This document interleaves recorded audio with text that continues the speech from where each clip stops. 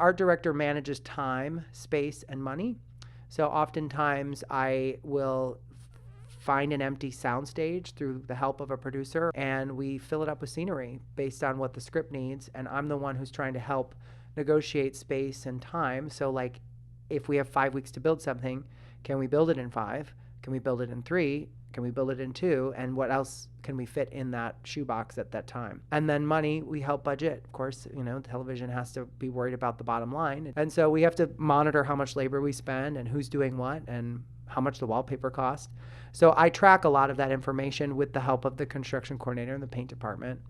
And then we turn those budgets in. So if you think about a typical office setting, the art director kind of works as the manager of the office setting for the art department, but then also is on the shop floor making mistakes, helping fix mistakes, helping change things. If the designer is in a van somewhere and who knows where scouting and they have a change, that comes to me and then I try to help execute it. Being with a client is like being in a marriage. Sometimes you get into it for the wrong reasons and eventually they hit you in the face. My parents really wanted me to be an engineer. I say that because my mom worked for an engineering firm and my dad worked for an excavating company. And I remember kind of driving home or having a moment where I was like, is this for me? Am I going to be an engineer? Even though I'm really bad at physics and I was terrible at math and I got a D in chemistry, like, am I going to pull this off? And it was in the middle of my sophomore year that I switched to undecided. And through the course of a bunch of meetings of different people, I decided to go into theater, and not as a performer, as a behind the scenes person. And I had some experience in it in high school, but I wasn't really sure how you could make a life in it. And lots of educators, lots of other schooling, and I graduated through a master's degree at the University of Illinois. And that's kind of what brought me into the theater world and then brought me into the television world. And there's a lot of nuts and bolts in between all that. But I moved here in 2008 and worked at a scene shop painting Forever 21 stores. And if you've ever been in a Forever 21 store, they're all white. So I'm like, I'm going to die in a Tyvek suit painting Forever 21 store. It's in the middle of the San Bernardino Valley. So I started talking to some friends, and a friend was like, you should go meet Dan Bishop at a coffee shop. Now, I didn't know who Dan Bishop was. I didn't know what I was interviewing for. I didn't really know what I was doing. I brought a 6-foot submarine sandwich that I had carved for a Subway photo shoot. And Dan Bishop hired me as the art department PA for Mad Men, which was a show that nobody had heard of at that time. It was only a pilot, so I came on season 1. And that introduced me to the people who did Park and Recreation. So for the super fans out there, Dan Bishop designed Mad Men and then went over and did Park and Recreation. So that was my connection through that group of people. And when season 3 of The Good Place had the position open as an art director, I basically leaped at the opportunity. Ian Phillips, who was the designer, called and asked if I would do it. And at that time, I was working on the show Forever for Amazon Prime. And that was a writer from Park and Recreation, Alan Yang. So those circles kind of dance around each other. And there's a lot of similar people. Park and Recreation, Brooklyn Nine-Nine, Veep, and Good Place all have a linear quality of several staff members that have done all of those shows. You want a crowd, be my night owl. Just take my hand, we're gonna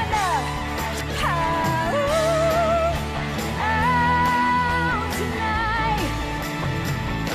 Rent started for me in August of last year. So that I lived with it from August until January. So you can imagine, I'm not going to go through the whole detailed list, but it's very, very long and it was very complicated because you had the public involved. And that is what made that set, I think, so successful, was to get the public involved, embedded on a rock show so you could see their expressions and feel them, see the clothes that they were wearing. And that's what made that show so exciting. As far as, the reward of doing it, to be a 14-year-old mowing the lawn, listening to that CD, not knowing that I was ever going to work in television, and move out to LA, work like I did, and then all of a sudden someone comes to me and says, do you want to work on the live event, Rent Live? And I just wanted to give everything I could give to it because I wanted it to be good. And I think that those passions came out in the decisions that we made, and I didn't want to steer away from dedicated fans and what they wanted. I'm so proud of Fox for doing it, first of all, because many shows, I just don't think many networks would do something like that. I certainly don't think ABC Disney would put Rent Live on their network. And they fought for the clearance of it all. They really fought to stay true to the text. Of course, things had to change. But, you know, when was the last time you saw a musical number about any of the things that are in Rent on television?